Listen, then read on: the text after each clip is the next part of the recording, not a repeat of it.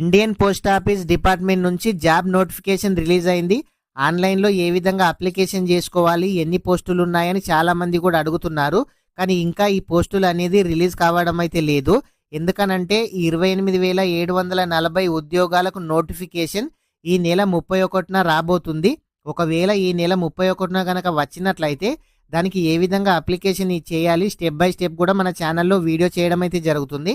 మొత్తం 28,740 గ్రామీణ డాక్ సేవక్ పోస్టులు, జీడిఎస్ పోస్టులు, అదేవిధంగా బ్రాంచ్ పోస్ట్ మాస్టర్ బీపీఎం పోస్టులు, assistant branch post master ABPM పోస్టులు భర్తీ అయితే చేయనున్నారు. ఇది తెలంగాణలో మరియు ఆంధ్రప్రదేశ్లో 2000 జాబ్స్ ఉండే అవకాశం అయితే ఉంది. ఈ అప్లికేషన్ చేయాలి అంటే 10th మెరిట్ ఆధారంగా ఎంపిక అయితే చేస్తారు. మీ ఏజ్ వచ్చేసి 18 సంవత్సరాల నుంచి 40 సంవత్సరాల మధ్య ఉన్న వాళ్ళు మాత్రమే మీరు అప్లికేషన్ అయితే చేసుకోవచ్చు. ఈ దరఖాస్తు ఫీజు ఎంత అంటే 100 రూపీస్ అయితే ఉంటుంది. మీరు ఇండియన్ పోస్ట్ జీడిఎస్ online.gov.in వెబ్సైట్లో అప్లికేషన్ అయితే చేసుకోవచ్చు. నేను డిస్క్రిప్షన్లో లింక్ అయితే ఇస్తాను.